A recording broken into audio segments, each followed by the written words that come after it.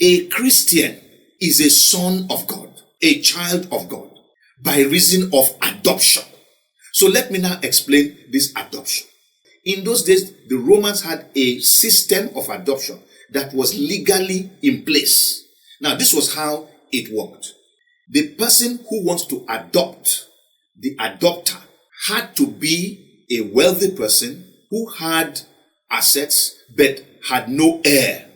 Secondly, the person to be adopted, the adoptee, had to be an adult who could take that decision to be adopted by the adopter.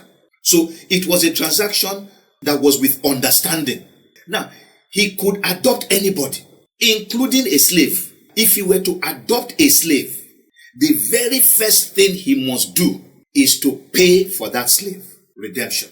He must get him out of slavery.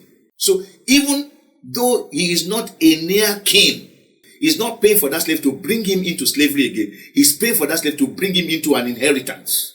Now, after the adoptee, where he was a slave, has been freed from slavery and has consented to be adopted by the adopter, the adopter and the adoptee will now go before a magistrate. The magistrate will ask some questions. Will ask the adopter, do you want to adopt this person as your heir? He will say yes. The magistrate would ask the adoptee, you consent to be adopted by the adopter? He says yes. Then the adoption is processed. He becomes a son, an heir to the adopter. Now, something happens. Once the judge makes the pronouncement of an adoption, the adoptee ceases to exist in the form that he existed. In other words, he becomes born again. Under Roman law, the adoptee never existed until that day of adoption. So everything that the adoptee had done before is no longer in existence. From that day on, he takes on the name of this adopter. He is now the heir of this adopter. He functions as the son.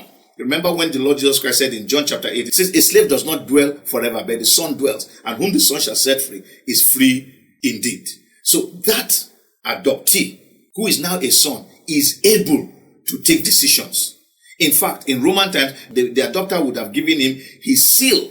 And so he walks about with that seal, knowing that this is the son of this person. Everybody in society must respect him as such. Naturally, if he was a slave, they'll have to train him on how he would function as the son of such a wealthy person.